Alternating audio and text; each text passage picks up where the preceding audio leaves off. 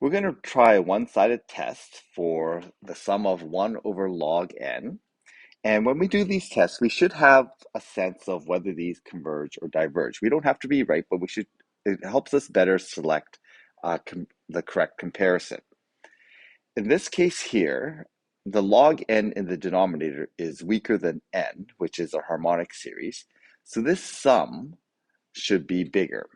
So I think this is going to be a diverging series. So I'm going to compare it to a known diverging series, and I'm going to choose the harmonic series.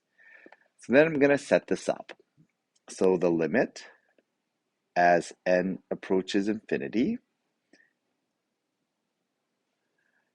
in the numerator, I'm going to have 1 over log n, and in the denominator, I'm going to choose 1 over n as my bn uh, series, or my bn sequence. So then rearranging this to make it a little bit easier to do my limit as n approaches infinity, we're going to end up with the n on top, the log n on bottom, and evaluating this limit, we have strong over weak. So that means that this limit is going to be infinite. Okay, so what's my conclusion then?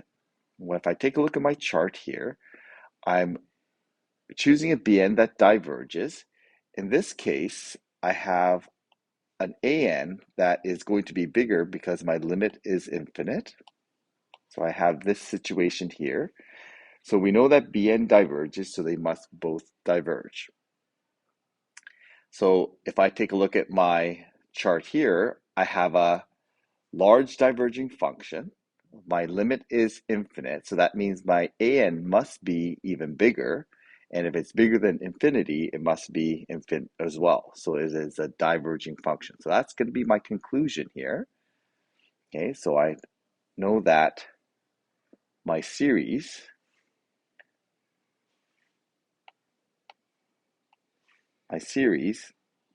1 over n, this is diverging. And we know that the series that we tested is bigger. So 1 over log n is bigger, so it's also diverging.